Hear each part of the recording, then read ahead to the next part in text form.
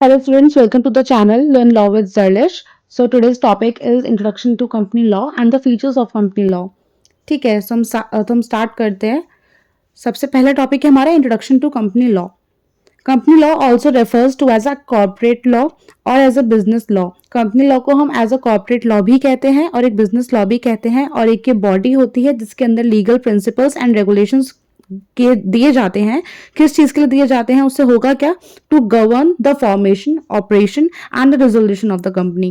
Company law एक ऐसा law है जिसको हम कॉर्पोरेट लॉ कहते हैं, बिजनेस लॉ कहते हैं, और it is a body in which legal principles are given and legal regulations are given to govern the formation, operation and resolution of company. This area of law is critically for ensuring the orderly function of businesses, protecting stakeholders, interest and promoting economic growth. इसका जो important function होता है, इसका जो main function है किसका? Company law का, वो है businesses and protecting stakeholders interest and promoting economic growth. Stakeholders interest में हम क्या क्या लेंगे, क्या क्या ऐड होगा, वो भी हम आगे देखेंगे. ठीक है. In the essence, company law provides the framework with in which the companies operate and interact with share holders, directors, employees, creditors and the public. इनको हम स्टेक होल्डर्स कहते हैं. देखिए जो लास्ट में लिखा है ना, ये सब कुछ, companies operate the interaction between share holders, directors, employees and creditors and the public. ये पांचों एलिमेंट्स जो हैं, ये पूरा का पूरा मिला के स्टेक होल्डर्स के अंदर आता है. Okay, so the origin of company law can be treated back to the industrial revolution when large scale businesses required an organized legal structure to conduct operation. ये कंपनी लॉ का origin हुआ कैसे है? ये ओरिजिन इसका हम trace कर सकते हैं इंडस्ट्रियल रेवोल्यूशन से, जहां पर लार्ज स्केल बिजनेसेस की जरूरत होती थी, जहां पर एक ऑर्गेनाइज्ड लीगल स्ट्रक्चर चाहिए था हमें. For what? To conduct operations in the field of company law. Okay, this led to the development of the concept of a company as a distinct legal entity separate from its own owner. हमारा जो company का जो main development हुआ है, जो concept है development का company का, इसके अंदर एक डिस्टिंक्ट लीगल एंटिटी को हम मान्यता देते हैं. मतलब इसका एक फीचर है, it is a kind of feature in which distinct legal entity हमें कहा जाता है कंपनी के लिए. हम ये वर्ड आपको याद रखना है, डिस्टिंक्ट लीगल एंटिटी हम कहते हैं कंपनी को. ओके, सो आगे, today the principles of company law under pin modern commerce and ensure accountability, transparency and efficiency in business operation. Company law का जो प्रिंसिपल है उसके अंदर क्या क्या चीजें आती हैं? मॉडर्न कॉमर्स के अंदर इंश्योर अकाउंटेबिलिटी, ये कंपनी की अकाउंटेबिलिटी को इंश्योर करता है, कंपनी की ट्रांसपेरेंसी को देखता है, एफिशिएंसी देखता है, and in the business operation, किसके अंदर? जो भी बिजनेस ऑपरेशन होते हैं उसके अंदर बिजनेस कंपनी लॉ के अंदर ये बिजनेस ऑपरेशंस को देखता है, उनकी एफिशिएंसी को देखता है. Okay, So the next topic is introduction to company law under the Companies Act. अब हम कंपनी लॉ का इंट्रोडक्शन हम पढ़ेंगे अंडर कंपनीज एक्ट 2013. सो ये एक्ट बहुत ज्यादा इंपॉर्टेंट है, आप सबको अच्छे से करना है. Okay, so companies act 2013 is a landmark legislation. मैंने कहा ना, it is a landmark legislation, बहुत इंपॉर्टेंट है, ये आपको पता होना चाहिए. In India, enacted to regulate the incorporation, functioning and dissolution of companies. It replace the companies act 1956. 2013 के कंपनीज एक्ट ने 1956 में जो कंपनीज एक्ट पास हुआ था उसको रिपील कर दिया था, खत्म कर दिया था, रिप्लेस कर दिया था. किस लिए किया था? With a view to modernising the corporate regulatory framework. इसलिए किया था ताकि हम कॉर्पोरेट फील्ड के अंदर जो रेगुलेशन का काम है, वो फ्रेमवर्क है, उसको मॉडर्नाइज कर सकें. Ensuring greater transparency and aligning Indian corporate laws with the global standards. आपको समझ आ गया होगा, इजी था. आगे हम पढ़ते हैं. The act is a comprehensive piece of legislation covering various aspects of corporate governance, compliance, investors protection, corporate social responsibilities. इस एक्ट का जो कॉम्प्रिहेंसिव पर्पस है, इसका पर्पस ही यही है कि कॉर्पोरेट गवर्नेंस देना, कंप्लायंस करना. कंप्लायंस किसकी करना? जो इन्वेस्टर्स की प्रोटेक्शन है उसके लिए, और जो भी अपने कंपनीज के मीटिंग्स हैं सबके लिए, सारे जितने भी काम होते हैं कंपनीज के अंदर, उनको कंप्लीट करना, उनका कंप्लायंस करना. ओके, कॉर्पोरेट सोशल रिस्पॉन्सिबिलिटीज में होती है कि थोड़ी रिस्पॉन्सिबिलिटी भी होती है. हर पर्पस की हम कोई भी चीज़ करते हैं उसमें हमारी कुछ सोशल रिस्पॉन्सिबिलिटीज होती हैं, अपने नेचर को लेके, अपने एनवायरनमेंट को लेके, अपनी सोसाइटी को लेके. सो हम इसमें इसकी बात कर रहे हैं. अब हम आगे एक टॉपिक और देख लेते हैं जिसमें evolution and purpose. So evolution and purpose in companies act 2013. was introduced to address the shortcomings of the Companies Act 1956. 1956 वाले जो Companies Act में कुछ shortcomings थी, मतलब कुछ problems थी, कुछ glitches थे, जिनको पूरा करने के लिए, जिनको खत्म करने के लिए Companies Act 2013 को लाया गया. ठीक है, which had become outdated of the light of evolving business practices, technological advancements and globalization. Okay, the primary objective of this act is to promote corporate governance, enhance accountability, safeguard the interest of stakeholders, including share holders, creditors, employees. ये मैंने आपको बता ही दिया था share holders के अंदर क्या क्या इंक्लूड होता है, share holders, creditors and employees. It also emphasis the importance of corporate social responsibility. Same जो भी ऊपर हमने रीड करा है सेम वैसे ही है. Sustainability in modern business practices. Sorry students, वो थोड़ा फंबल में हो गई जल्दी बोलने में. So sustainability, oh my god, ये हो क्या रहा है, sustainability in modern business practices. Okay, so the next topic is characteristics of company law. Characteristics of company law के अंदर हमें काफ़ी सारे characteristics पढ़ने पड़ेंगे. कंपनी लॉ बहुत वाइड कॉन्सेप्ट है, मतलब रिजिड होने के बावजूद भी वाइड है. इसके अंदर जो कॉन्सेप्ट्स हैं, इनके जो फीचर्स हैं बहुत सारे हैं, अलग अलग हैं. एक कंपनी के बहुत सारे फीचर्स होते हैं depending on the type of the company. So हम स्टार्ट करते हैं. Characteristics of company law. Company law is built on several foundations, principles, and characteristics that define the nature of companies and regulate their operations. Company laws के काफ़ी सारे several functions होते हैं, principles होते हैं, characteristics होते हैं, जिनका काम क्या होता है, define करते हैं nature of the companies, companies का nature कैसा होगा, and to regulate their operation. Company के regulations क्या होंगे, कंपनी के operations को regulate करने के लिए. ओके, सो आगे हम इनको अब वन बाय वन कंप्लीट करते हैं. सबसे पहला है सेपरेट लीगल एंटिटी, जो मैंने आपको बताया, इसको हम आगे पढ़ेंगे, तो वो अब हम यहाँ पढ़ेंगे इसे. One of the most important and significant characteristics of companies law is the recognition of a company as the distinct legal entity. Students, ये वर्ड आपको याद रखना है, distinct legal entity. It is the most important word and the most important function of the company law. Okay, distinct legal entity का मतलब क्या होता है कि ये हमारी एक फर्म है या कंपनी है और ये हमारा एक पर्सन है. ओके, तो अब इस पर्सन की जो आइडेंटिटी है वो डिफरेंट है एंड इस कंपनी की जो आइडेंटिटी है वो डिफरेंट है. जब भी अब एक पर्सन के राइट्स क्या होते हैं, हमारे कॉन्स्टिट्यूशन में सारे राइट्स हमें गिवन है, हमारे जो भी एक्ट बने हैं, सीआरपीसी, आईपीसी, इन सब में सब्सटैंटिव लॉ, प्रोसीजर लॉ में सारी प्रोसीजर्स मेंशन है, हमें सारे राइट्स हमें पता है हमारे क्या है क्या नहीं है, हम क्या लीगल काम कर सकते हैं, हम क्या लीगल काम है जो नहीं कर सकते हैं, वो सब कुछ गिवन है. वैसे ही सेम कंपनी का भी एक कंपनीज एक्ट है. ओके, तो उसमें हमें पता है कि हमें कंपनीज को रेगुलेट करने के लिए क्या क्या लीगल चीज़ें कर सकते हैं, क्या क्या लीगल काम है हम जो नहीं कर सकते. सो कंपनीज को जो गवर्न करता है, कंपनीज की जो आइडेंटिटी को प्रूफ में लाता है, वो कंपनीज एक्ट है, वो एक सेपरेट लीगल एंटिटी है. कंपनी को हम ये नहीं कह सकते कि ओनर्स की कंपनी है और वो ओनर्स जो, मतलब कंपनी तो वो ओनर्स की है, बट इन रियलिटी इज जो कंपनी का एग्जिस्टेंस है वो कंपनी के नाम से होगा, अलग से होगा, डिफरेंट तरीके से होगा. उसको हम एक पर्सन की आइडेंटिटी के साथ मर्ज नहीं कर सकते. That's what I am trying to say. Okay, तो सेपरेट फ्रॉम इट्स ओनर, यहाँ पे लिखा है ना कि ओनर्स अलग है, ओनर्स की आइडेंटिटी अलग है और सेपरेट है. कौन? कंपनी. ओनर्स की आइडेंटिटी के साथ share holders and the directors. अब ओनर्स होते कौन है कंपनी के? या तो शेयर होल्डर्स होते हैं या फिर डायरेक्टर्स होते हैं, जिनको मैनेजर्स भी कहते हैं. Okay, this principle was established in the landmark judgement, that is Solomon versus Solomon company limited. ये जो जजमेंट है कि कंपनी एक सेपरेट लीगल एंटिटी है, ये हेल्ड किस में हुआ था? Solomon versus Solomon company limited. It is the most important case law, please remember this.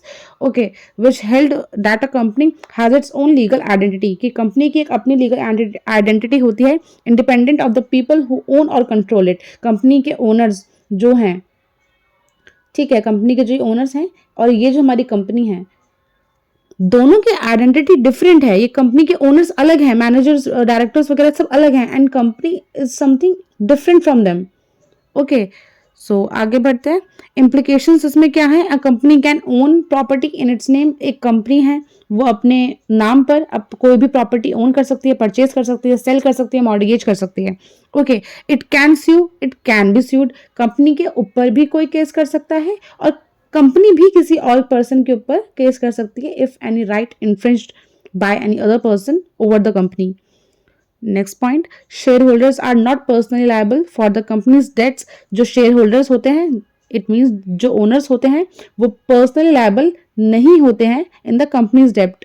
Companies के डेट का मतलब है कंपनीज लायबिलिटी। ओके, लायबिलिटी की बात की जा रही है यहाँ पे, जो कंपनी की लायबिलिटी होगी वो।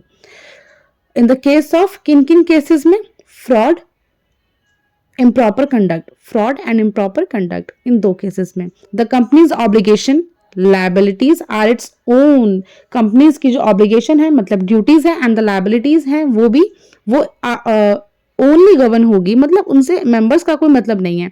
ठीक है, अब जब मेंबर्स का मतलब आता है, कभी कभी ऐसा होता है कि कंपनी के मेंबर्स फ्रॉड कर देते हैं कंपनी के नाम पे कि जो होगा कंपनी के साथ होगा, कंपनी का, and company is artificial person, अभी हम आगे पढ़ेंगे। ठीक है, कंपनी की आइडेंटिटी है बट उसे चला कौन रहा है एग्जैक्टली उसे चला तो हमारे कंपनी के ओनर्स ही रहे हैं ना। तो वहां पर हमारा कॉन्सेप्ट ऑफ कॉर्पोरेट व्हील का आ जाता है, जो हम आगे पढ़ेंगे इसी सीरीज में, कंपनीज लॉस की सीरीज में। So the last point is the principle promotes investment and the entrepreneurship by limiting personal risk. इसका जो प्रमोट सॉरी आज मैं इतना फंबल कैसे कर रही हूँ। इसका जो मेन प्रिंसिपल है वो क्या है, प्रमोट करना इन्वेस्टमेंट को, एंटरप्रेन्योरशिप को, बाय लिमिटिंग पर्सनल रिस्क को कम करते हुए प्रमोशन करना इन्वेस्टमेंट का और एंटरप्रेन्योरशिप का। ओके, अब इसमें मैंने बताया था आपको सोलोमन वर्सेस सोलोमन का केस है, इसको आप पढ़ लीजिएगा, सेम वही है एग्जैक्टली जो भी हमने ऊपर पढ़ा था कि कंपनी को सेपरेट लीगल आइडेंटिटी कह दिया गया था and it is a distinct from its founders. Directors उनका, मैनेजर्स उनका कोई मतलब नहीं होता है। Though he own the majority of shares, जबकि उसने मेजोरिटी ऑफ शेयर्स भी होल्ड किए हुए थे, but still it will not be considered that company and the person, I mean managers of the company are the same. Both are different. Okay, both having a separate identity in itself. Next point, limited liability. Limited liability के अंदर क्या आएगा? It means that the liability of shareholders is restricted to the amount they have invested in the company. जो company, देखिए एक company है, company को चला रहे हैं ये तीन बंदे, 1 2 and 3। मेरी ड्राइंग पे मत जाइएगा, कॉन्सेप्ट को समझिएगा। कंपनी को चमा रहे हैं। ओ माय गॉड, ये हो क्या रहा है? आज की वीडियो इतनी ज्यादा फंबल होके क्यों बन रही है? ये जो कंपनी को जो चला रहे हैं, यस जो चला रहे हैं इस कंपनी को, तो वो 3 जने हैं। ओके, तो अब कंपनी, अब इस बंदे ने लगाए 1 लाख रुपए, इसने लगाए 1 लाख रुपए और इसने भी लगाए 1 लाख रुपए। अब इन तीनों का जो शेयर है वो है 1 लाख रुपए। सो जो कंपनी की लायबिलिटी होगी, जितना इनका शेयर है 1 लाख 1 लाख 1 लाख, उतनी ही इनकी लायबिलिटी होगी। अगर कोई जैसे कोई लॉस हो जाता है, तो अगर सपोज 3 लाख का लॉस हो गया, तो इन तीनों को 1:1:1 में ही लॉस बेयर करना होगा। इनकी लिमिटेड लायबिलिटी है। ऐसा नहीं होगा कि सारा का सारा 3 लाख कोई एक ही पर्सन बेयर करेगा, नहीं, ऐसा नहीं होगा। Okay, so share holders are not personally responsible, उनका पर्सनल रिस्पॉन्सिबिलिटी नहीं होती है फॉर द कंपनीज डेट और obligations beyond their shareholding. ये आपको समझ आ गया होगा। केस लॉ इसमें है, ली वर्सेस ली, एयर फार्मिंग केस लॉ बहुत इंपॉर्टेंट है, प्लीज इसको अच्छे से पढ़ लेना। मैंने पूरा मेंशन किया हुआ है, आप रीडिंग कर सकते हैं। इसमें हुआ कुछ नहीं था, बस इतना था कि जो ली था वो एक सोल शेयर होल्डर था, डायरेक्टर था अपनी ही कंपनी का, and also employed as its pilot. ठीक है, वो एक पायलट भी था, वो मर गया, उसकी वाइफ ने क्लेम करा कंपनसेशन का, वर्कर्स कंपनसेशन लॉस के अंदर, and the court upheld that the company is a separate legal entity and recognized by Mr. Lee. Both are employer and employee. जो Mr. Lee थे वो एम्प्लॉयर भी थे अपनी कंपनी में एंड द एम्प्लॉय भी थे। सो ये प्रिंसिपल ऑफ लिमिटेड लायबिलिटी आ जाएगा, और उस लेडी को, मतलब उस ली की वाइफ को कंपनसेशन नहीं मिला था। आगे benefits, encourage investments, personal assets are protected. इसके अंदर जो भी सब, जब हमारी लिमिटेड लायबिलिटी है पर्सन्स की, तो जाहिर सी बात है कि हमारी जो पर्सनल जितने एसेट्स हैं, हमारी जो पर्सनल चीज़ें हैं, उस पर इफेक्ट नहीं आएगा, हमारी इन्वेस्टमेंट्स में कोई इफेक्ट नहीं आएगा। ओके, फाइनेंशियल रिस्क को ये रिड्यूस करता है एंटरप्रेन्योरशिप के अंदर, और इन्वेस्टर्स जो होते हैं वो भी श्योर होते हैं कि हाँ हमने इतना पैसा लगाया है एज अ कैपिटल, और अब हमें अगर कोई लॉस आता है तो हमें इतना ही बेयर करना होगा। There is no extra liability which they have to bear.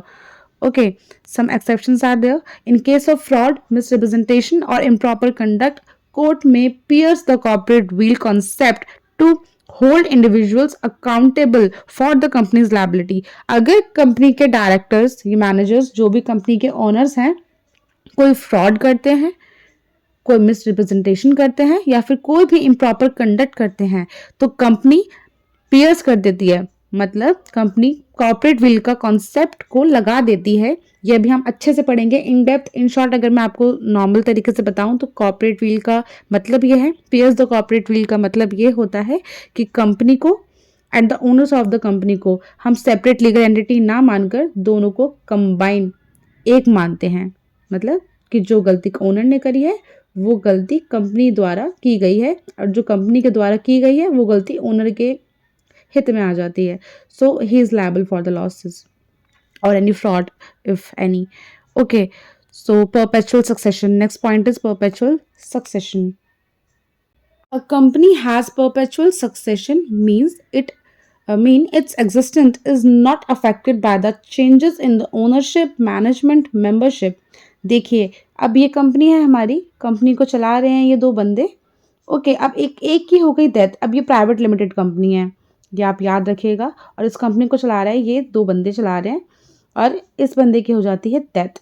ये जी निकल रही है ऊपर भगवान जी के पास, ये हो गए अल्लाह को प्यारे, अब ये रह गए अकेले। तो फिर अब क्या किया जाए? तो अब इस बंदे के मरने से ना, सॉरी, इस बंदे के मरने से कंपनी के एग्जिस्टेंस पे कोई इफेक्ट नहीं आएगा। जो कंपनी का एग्जिस्टेंस है which is not effected by changes. कौन कौन से ऐसे चेंजेस हैं जिसमें कंपनी पर कोई इफेक्ट नहीं आएगा, कंपनी के एग्जिस्टेंस पर कोई इफेक्ट नहीं आएगा? वो चेंजेस हैं या तो ownership, management, membership. Okay, the ownership continues to exist even if shareholders और डायरेक्टर लीव, डाई और ट्रांसफर ऑफ शेयर। ये एक एग्जाम्पल था कि वो मर गया, अगर वो छोड़ जाए या फिर वो ट्रांसफर ऑफ शेयर कर दे अपने, तो भी ऐसा ही होगा। कंपनी के एग्जिस्टेंस पर याद रखिएगा, कंपनी के एग्जिस्टेंस पर कोई फर्क नहीं आएगा। सिग्निफिकेंस क्या है अब इसका, इंपॉर्टेंस क्या है अब इसकी? Ensures continuity of business operation. Business operation में कॉन्टिन्यूटी रहती है। ऐसा नहीं है कि हाँ जी दो बंदों ने प्राइवेट लिमिटेड खोल दी कंपनी, अब एक बंदा मर गया तो कंपनी खत्म हो जाएगी। नहीं भाई, कंपनी की डीलिंग्स चल रही है, मीटिंग्स चल रही हैं, कैसे खत्म हो जाएगी कंपनी? कंपनी में कॉन्टिन्यूटी रहनी चाहिए, इसलिए ही वो कंपनी को सेपरेट लीगल एंटिटी कहा जाता है। अब promote long term investment and planning. अब जाहिर सी बात है वो कॉन्टिन्यूस रहेगा हमेशा, तो बंदों को कोई, मतलब बंदे को मेरा मतलब है पब्लिक को कोई, या फिर उनके मैनेजर्स, उनके जो पार्टनर्स हैं, उनको कोई किसी भी किस्म का डाउट नहीं रहेगा। वहां पे वो लॉन्ग टर्म इन्वेस्टमेंट बिना सोचे समझे भी कर सकते हैं। Makes the company a stable reliable entity for the stakeholders. जब जो भी स्टेक होल्डर्स हैं कंपनी के अंदर, that is employees, creditors and customers, उनके पास एक स्टेबिलिटी होगी, एक रिलायबिलिटी होगी कि हाँ ये कंपनी बंद नहीं होगी। ऑब्वियस है कि इसका अपना ओन एग्जिस्टेंस है, रजिस्टर्ड कंपनी है, कोई ऐसा मसला नहीं आएगा। अब इसके अंदर एक केस लॉ है, रेनॉल्ड टेडमन होल्डिंग्स प्राइवेट लिमिटेड। बच्चे ये प्राइवेट होगा, सो सही कर लीजिएगा, ठीक है। In this case all share holders of a family owned company died. Company चला रहे थे, पूरे के पूरे फैमिली के बंदे सारे 3-4 जने होंगे और कार एक्सीडेंट में वो लोग निकल लिए। उसके बाद कोर्ट ने हेल्ड करा कि द कंपनी सर्वाइव्ड। कंपनी का एक्सिस्टेंस फिर भी है, बेशक कंपनी के सारे बंदों की डेथ हो गई है। As it was separate legal entity, company ने ये ऑर्डर दिया क्योंकि वो सेपरेट लीगल एंटिटी के अंदर आती है, तो वो with perpetual succession registered company है, परपेचुअल सक्सेशन के अंदर मतलब रजिस्टर्ड कंपनी है और सेपरेट लीगल एंटिटी है, तो परपेचुअल सक्सेशन वाला फीचर उस पर अप्लाई होगा और कंपनी का एग्जिस्टेंस फिर भी रहेगा कंपनी के ओनर्स के मरने के बावजूद। Next point is transferability of shares. Shares in a company are generally transferable, specially in public companies. Public companies के अंदर बच्चे कोई रिस्ट्रिक्शन नहीं होती है, कोई प्रॉब्लम नहीं होती है, जब मर्जी चाहो तुम ट्रांसफर करो शेयर्स, जब मर्जी चाहो तुम निकाल लो अपने शेयर्स, ठीक है। बट इन प्राइवेट कंपनीज वहां पे थोड़ी लिमिटेशंस होती हैं, वहाँ पे थोड़ी रिस्ट्रिक्शंस होती हैं कि तुम ऐसे इजीली ट्रांसफ़र नहीं कर सकते, इतना मतलब इजी नहीं होता है करना, बहुत फॉर्मेलिटीज़ बहुत हैं, ये फॉर्म भरो, वो फॉर्म करो, ये करो, वो करो, तो ये चीज़ें रहती हैं। This characteristics provides liquidity to share holders allowing them to sell their shares in the market without affecting the company's operation. समझ आ गया होगा, बहुत इजी था। पब्लिक कंपनी में क्या होता है, इजी होता है एक्सेस करना, प्राइवेट कंपनी में क्या होता है, बहुत थोड़ा रिस्ट्रिक्शंस होती है, मतलब लिमिटेशंस आर देयर। अब इसमें केस लॉ है Shaw sons Salford limited versus Shaw 1935। इसे आप पढ़ लीजिएगा, कुछ नहीं है इसमें, कोर्ट ने हेल्ड करा शेयर होल्डर जो होते हैं फ्रीली ट्रांसफर कर सकते हैं अपने शेयर्स को मतलब पब्लिक कंपनी में, और the directors must act in the best interest of the company not individual share holders. Normal था, कुछ नहीं था इसमें समझाने के लिए। Next point is centralize management. Company का जो मैनेजमेंट होना चाहिए वो बिल्कुल सेंट्रलाइज होना चाहिए। एक मतलब डिसीजन मेकिंग प्रोसेस अच्छा होना चाहिए, एक तरीका होना चाहिए, उन्हें मतलब एक मेथड आना चाहिए कैसे उन्हें मैनेज करना है, सारे ओनर्स को, सारे एम्प्लॉयज़ को, सारे स्टाफ को। Okay, the management and the decision making process in the company are centralized, typically vested in a board of directors. Board of directors उन्हें मतलब मैनेज करेंगे। The directors are elected। जो director को elect किया जाता है वो कौन करता है? शेयर होल्डर्स, जो कंपनीज के ओनर्स हैं, जिनके पास कंपनी के शेयर्स हैं, are responsible for the strategic direction and the governance of the company. Simple, कुछ नहीं है। फीचर्स क्या होंगे? अभी फीचर्स किसके हैं? ये फीचर्स हैं सेंट्रलाइज मैनेजमेंट के, याद रखिएगा। फीचर्स हैं separation of ownership and management. Ownership और मैनेजमेंट का सेपरेशन है, हमने पढ़ा ही था अभी। Okay, share holder owns the company but delegate operational control to directors. Simple है, कंपनी के जो शेयर होल्डर्स हैं वो कंपनी ओन करते हैं बट डेलीगेट कर देते हैं operational control to the directors of the company. Directors have fiduciary duties to act in the best interest of the company. Directors की फिड्यूशरी ड्यूटीज होती हैं कि उन्हें कंपनीज के इंटरेस्ट में best out of best results देने हैं। This structure allows the professional and efficient management of the company's affairs. Okay, case law इसमें भी given है। Howard Smith Limited versus Ampol Petroleum Limited 1974. The directors of the company issued new shares to dilute the voting power of existing shareholders. The court held that directors must act in a good faith for the proper purposes, emphasizing their fiduciary duties. Simple है, कुछ नहीं है, इतना important नहीं है। आप चाहें तो लिख दें, मेंशन कर देंगे नाम भी, that is also enough. Next point is statutory compliance. Statutory compliance के अंदर अब क्या होगा? The companies are subject to statutory regulations, must comply with various laws governing their operation including ये वाले पॉइंट्स। अब देखिए, कंपनी बन गई, हाँ जी बन गई, ठीक है, बना दी कंपनी। उसके बाद कंपनी को रेगुलेट कौन कर रहा है? Companies act. ओके, कुछ ज़्यादा ही सी बड़ा हो गया है, इग्नोर करिएगा। चलिए हम छोटा कर देते हैं, इससे ज़्यादा बड़ा अच्छा नहीं लग रहा है थोड़ा। Companies act. ओके, सो अब उसके बावजूद जो हमारी कंपनीज एक्ट में सब कुछ लिखा गया है, कुछ एक्ट ऐसे भी होते हैं जो हमें बताते हैं कि हमको जो करना है वो सब कुछ ठीक करना है, लीगल तरीके से करना है, कोई भी ऐसी गड़बड़ घोटाला नहीं करना है कंपनी के नाम पर, किसी के साथ फ्रॉड नहीं करना है, कुछ भी ऐसा नहीं करना है, ठीक है। अब एक बार ये देख लीजिएगा, companies are subject to statutory regulations and must comply with the various laws. काफ़ी लॉज होते हैं ऐसे कि लीगल होना चाहिए काम, कुछ गलत नहीं होना चाहिए, एक साथ तुम फ्रॉड नहीं करो, कुछ ऐसी चीज़ें। गवर्निंग देयर ऑपरेशंस इंक्लूडिंग, उसमें इंक्लूड क्या क्या होगा? registration and the incorporation requirements, final annual financial statements and returns, adhering to governance standards such as holding board meeting and general meeting। अब कंपनी के जो जनरल काम है, भाई कंपनी तुम खोल के बैठे हो, जाहिर है तुम्हें कंपनी खोलने के बाद उसमें मीटिंग्स तुम्हें रेगुलर बेसिस पर, एनुअल बेसिस पर, जनरल मीटिंग्स जो होती हैं वो कंडक्ट करानी होगी, फाइनेंशियल एनुअल स्टेटमेंट्स तुम्हें फाइल करनी होंगी, उनके रिटर्न्स तुम्हें फाइल करने होंगे, कंपनी का रजिस्ट्रेशन, इनकॉर्पोरेशन तुम्हें करवाना होगा। इट इज़ ऑब्वियस, वरना आपकी कंपनी को मतलब एज अ रजिस्टर्ड कंपनी माना ही नहीं जाएगा ना। उसके बाद non compliance with these legal obligations. अगर इनका नॉन कंप्लायंस होता है, मतलब अगर इन रेगुलेशंस को, इन जो लॉस हमें दे रखे हैं द गवर्नमेंट ऑफ इंडिया ने, अगर हम उनका नॉन कंप्लायंस, इनको हम फॉलो नहीं करते हैं, फिर क्या होगा? फिर होगा the legal results in penalties, fines, even the resolution of company. तो हमारी जी गवर्नमेंट साफ साफ कह दी कि भाई या तो पेनल्टी पे कर दो, या तो फाइन्स दे दो, या तो फिर अपनी कंपनी को बंद बंद करके घर बैठो, तुम्हारी बस की नहीं कंपनी चलाना।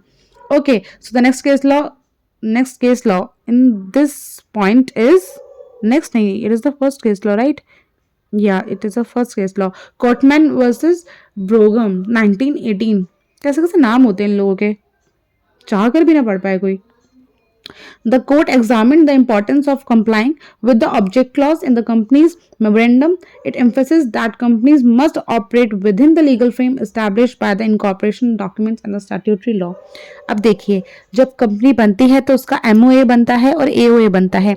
These two are the most important documents for the company to get incorporated. Okay, तो इसको हम इन डिटेल अभी हम करेंगे कि एमओए क्या होता है, एओए क्या होता है। अगर मैं आपको इन शॉर्ट बताऊं तो जो हमारा एमओए है वो एक फंडामेंटल प्रिंसिपल्स को गवर्न करता है, ठीक है, कंपनी के फंडामेंटल प्रिंसिपल्स क्या होगा। और जो हमारा एओए है वो हमारा प्रोसीजर प्रोसेस बताता है, ये कंपनी चलेगी कैसे, ये प्रिंसिपल है, इन प्रिंसिपल्स को रेगुलेट कैसे किया जाएगा, प्रोसीजर क्या रहेगा, इसका ऑपरेशन करने की टेक्निक्स क्या रहेंगी, वो हमारा सब कुछ एओए के अंदर मेंशन होता है। इतना आप समझ लीजिए, ठीक है। तो फिर इसमें बस क्वेश्चन में यही कहा गया था, आप पढ़ सकते हैं, बहुत ईजी है, कुछ टफ नहीं है। आप एक बार इसको वीडियो को ध्यान से देख लेंगे, आपका पूरा इंट्रोडक्शन कंपनी लॉ का और विद फीचर्स ऐसा कंप्लीट हो जाएगा, याद हो जाएगा कि कभी जिंदगी में ना भूलें फिर आप। Okay, so next point is capacity to contract, कि पर्सन की कैपेसिटी भी होनी चाहिए कॉन्ट्रैक्ट करने के लिए। ऐसा नहीं कि तुम पागल को उठा के बिठा दो यहाँ पे कि हाँ जी कॉन्ट्रैक्ट करो, which is not able to understand the things, what is happening, what is actually happening in the company, in the contract.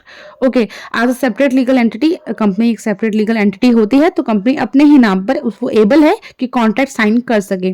This allows a company to buy sell own company, borrow funds, issue debts instruments, hire employees, enter into employment agreements। Company के पास सारे rights हैं, companies के पास, मतलब companies करेगी अपने नाम से, but actually करेंगे तो उनके ओनर्स ही ना, करेंगे तो ओनर्स ही जो उनको ओन कर रहे हैं कंपनी को। तो फिर वो क्या कर सकते हैं, बाय सेल कर सकते हैं प्रॉपर्टी को, बोरो कर सकते हैं फंड, इशू कर सकते हैं डेट इंस्ट्रूमेंट्स, हायर कर सकते हैं एम्प्लॉयज को, एंटर कर सकते हैं एम्प्लॉयमेंट एग्रीमेंट्स के अंदर, लोगों को या खुद भी हो सकते हैं। Okay, this capacity ensures that the company can function as an independent participant in the business world। बहुत इजी टॉपिक था, कुछ नहीं था। Ashbery versus vibe, Ashbery railway, मैंने वाइब क्यों बोला, पता नहीं आज हो क्या रहा है मेरे साथ। ये बहुत इंपॉर्टेंट है, इस पर मैं स्टार लगा रही हूँ, अब तक मैंने स्टार किसी पे नहीं लगाया था, but this is the most important case law, ठीक है। Ashbery railway carriage and iron company limited rich 1875, this company entered into a contract outside the scope of object and clause. अब जी एमओए के अंदर हमारे फंडामेंटल प्रिंसिपल होते हैं, मैंने बता दिया था। अब जो कंपनी है उसने लिखा कि हम करेंगे धंधा पेन बनाने का, मतलब हम बिजनेस कर रहे हैं पेन बनाने का, लेकिन वो पेन के साथ साथ क्या बनाने लगे, इंक भी। एमओए के अंदर मेंशन क्या था, मेंशन सिर्फ पेन का था, बट वो बनाने क्या लगे, इंक भी। तो उन्होंने अपने पावर्स के बियॉन्ड एक्ट किया, मतलब लिमिटेशन थी उनकी से, वो पेन की बॉडी बनाएंगे, बाहर बाहर की बॉडी जो होती है पेन की, but they are putting ink into it. So the court declared the contract is void, कि वो कॉन्ट्रैक्ट वॉइड है, कि भैया जब तुमने बोला है एमओए में साफ सुथरा लिख कर कि तुम पेन की कंस्ट्रक्शन करोगे, सिर्फ पेन बनाओगे, तो तुम इंक कैसे प्रोवाइड कर रहे हो उसमें, वो तुम्हारी पावर के आगे है, पावर से बियॉन्ड है। तो इट वॉज अल्ट्रा वायरस, इसको हम अल्ट्रा वायरस कहते हैं। अल्ट्रा वायरस की एक डॉक्ट्रिन भी है, उसको भी हम इन डेप्थ पढ़ेंगे अभी आगे। Beyond the company legal power, जो मैंने बताया कि बियॉन्ड जा रहा है, कंपनी की लीगल पावर कितनी थी, सिर्फ पेन बनाने की, अब वो इंक भी प्रोड्यूस करने लगे, तो वो बियॉन्ड द कंपनीज पावर जा रहा है। ये केस बहुत इंपॉर्टेंट है, प्लीज इसे अच्छे से पढ़ लेगा। ये हो क्या रहा है आज, सारी प्रॉब्लम सारी दिक्कत परेशानियां इसी वीडियो में आखिर क्यों। Next point, artificial person, a company is an artificial person created by law. Company एक आर्टिफिशियल पर्सन है, ऑब्वियसली आर्टिफिशियल होगा, नेचुरल पर्सन तो नहीं हो सकता ना। While it is not a natural person, जी बहुत इजी था ये। It has rights obligation similar to those individuals, for example own property can be sued, enter into contract, सब बता चुकी हूँ, रिवाइंड है सब कुछ।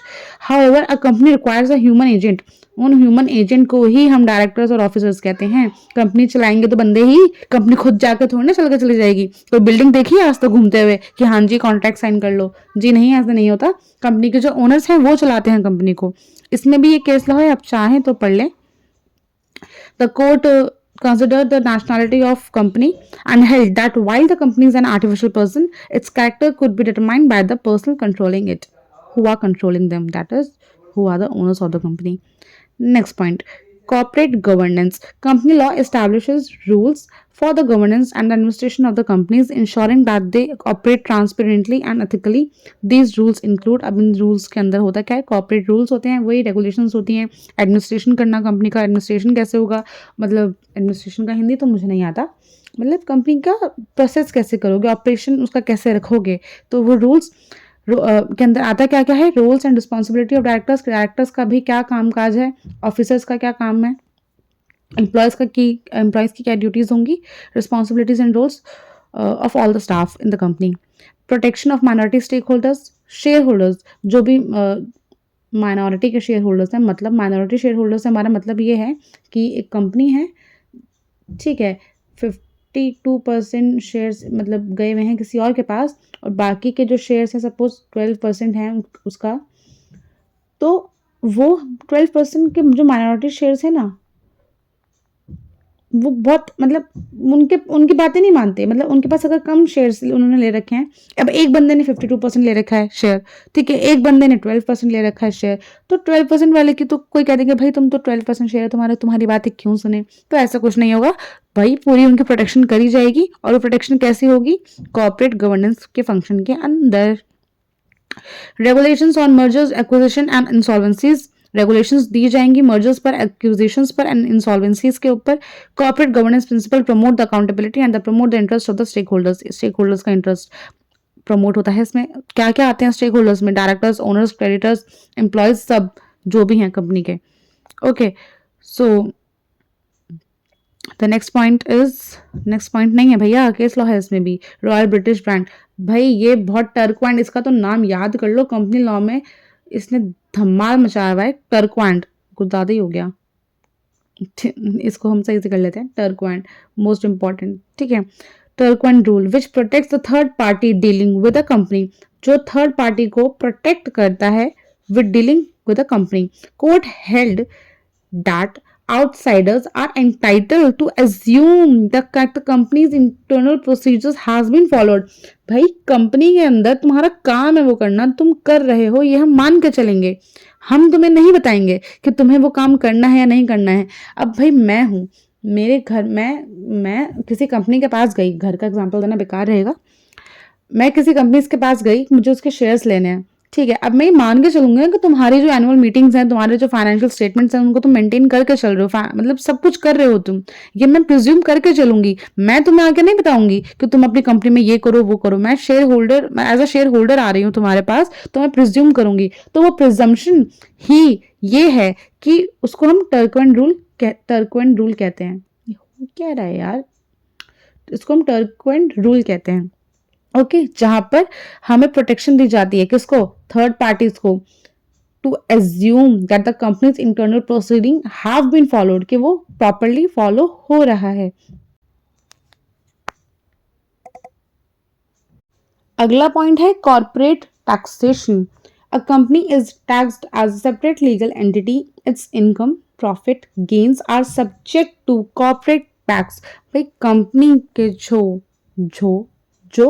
कंपनी के जो कॉर्पोरेट टैक्स है, मतलब कंपनी के जितने भी इनकम हैं, प्रॉफिट्स हैं, गेन्स हैं, वो सब कुछ are subject to corporate taxes. This taxation is distinct from the personal income tax. भाई कंपनी अपना टैक्स अलग से देगी, और जो कंपनी के बंदे हैं, मतलब जो कंपनी के ओनर्स हैं, वो अपना पर्सनल टैक्स अलग से देंगे। उसको हम कंबाइन नहीं कर सकते कि भाई हाँ हम तो कंपनी चला ही रहे हैं, हम दे रहे हैं टैक्स, तो भाई क्या बात हो गई, हम हमारा पर्सनल चीज ही तो है वो कंपनी। जी नहीं, company is a separate legal entity, उसको तुम अपने अंदर काउंट नहीं कर सकते, ठीक है। और वो पे किसके द्वारा किए जाते हैं, share holders and dividends received. जो भी डिविडेंड रिसीव होता है और जो शेयर होल्डर्स का जो भी डिविडेंड आता है, उसी के अंदर से तुम, मतलब कंपनी हुई, कंपनी का जितना प्रॉफिट हुआ उसका टैक्स तो जाएगा ही जाएगा। अब कंपनी के वजह से जो कंपनी के मेंबर्स को प्रॉफिट हुआ, अब उस प्रॉफिट में से भी कंपनी का जो भी प्रॉफिट था, जो कंपनी के ओनर्स को मिल गया, मैनेजर्स को मिल गया, डायरेक्टर्स को मिल गया, वो अपनी इनकम में से भी, पर्सनल इनकम में से भी उस टैक्स, उनकी इनकम ही तो हुई, उन डिविडेंड्स, जिसको हम डिविडेंड कहते हैं, जो भी प्रॉफिट होता है, जो भी कंपनी के ओनर्स डायरेक्टर्स को मिल जाता है, उसको हम डिविडेंड कहते हैं। ओके, तो उसमें से भी हम अपना इनकम टैक्स निकाल के देंगे गवर्नमेंट को। नेक्स्ट पॉइंट, एडवांटेजेस क्या हैं इसके, कंपनीज में benefit from lower corporate tax rates and tax incentives, simple है। चैलेंजेस क्या है, double taxation can occur where the company's income is taxed and dividends distributed to share holders are also taxed. भाई double taxation तो है ही, challenging है थोड़ा, obvious है कि तुम कंपनी का तो टैक्स ले रहे हो, और उसी को जो हमें डिविडेंड मिल रहा है उसमें से, मतलब प्रॉफिट मिल रहा है, तो तुम उसमें से भी पैसे निकाल ले रहे हो, ठीक है। उसके बाद ability to raise capital, this one is the last point maybe, wait a minute, yes this is the last point। So this is the last feature of companies law. Okay, तो ध्यान से पढ़ लो, खत्म होने वाली है video. A companies can raise capital through various means such as, companies अपनी कैपिटल रेज कर सकती है कुछ तरीकों से, बहुत सारे तरीके होते हैं। And one of them are, some of them are issuing shares to investors, borrowing from financial institutions, issuing bonds and debentures। अब पब्लिक कंपनी की बात कर लें जरा। Public company in particular can access large pools of capital by listing on stock exchange. This ability to mobilize resources makes company a preferred vehicle for large scale business activities। जो public companies होती हैं वो access कर सकती हैं large pool Capitals को by listing on stock exchange। ठीक है, और उनकी एबिलिटी होती है, क्या बोल रही हूँ मैं, तोतली तो नहीं हो गई हूँ मैं आज। This ability to mobilize resources can makes company a preferred vehicle for large scale businesses activities. बहुत ईजी था, कुछ भी नहीं था। अब इसमें केस लॉ है, मन करे तो पढ़ लेना, इंपॉर्टेंट वैसे है नहीं, चाहो तो स्किप भी कर सकते हो। The court held that a company cannot purchase its own shares। Company अपने ही शेयर्स परचेज नहीं कर सकती अनलेस, इसमें भी अब एक एक्सेप्शन गिवन है, authorised by law ensuring the protection of creditors। भाई साफ सीधी बात है, पहले तुम कर्जदारों को प्रोटेक्ट करोगे, उसके बाद देखोगे तुम अपने शेयर्स खुद ले सकते हो कि नहीं ले सकते, या फिर हमारी गवर्नमेंट ने, मतलब हमारे लॉ ने हमें ऑथराइज कर दिया कि भाई तुम हाँ ले लो। तो ये फर्स्ट पॉइंट और ये सेकंड पॉइंट याद रखिएगा। यहाँ पर हमारा टॉपिक होता है खत्म, हमारा कंपनी लॉ का इंट्रोडक्शन, उसका फीचर्स, इवोल्यूशन, पर्पस हमने सब अच्छे से पढ़ लिया है। आई होप आपको वीडियो अच्छी लगी होगी। अगर अच्छी लगी है वाकई में, अगर आप मुझसे इंप्रेस हो गए हैं, मेरे पढ़ाने के तरीके से इंप्रेस हो गए हैं, so do like share subscribe my channel and please subscribes. Oh my God, video के एंड में भी ऐसा हो रहा है। सब्सक्राइबर्स बढ़ा दो भाई, मेरे बढ़ाओ, सब्सक्राइब करो मेरे चैनल को। I need your support, please subscribe me guys, please students. Okay okay, bye bye, good night, good afternoon, जो भी हो रहा है आपके यहाँ। Will meet in the next video.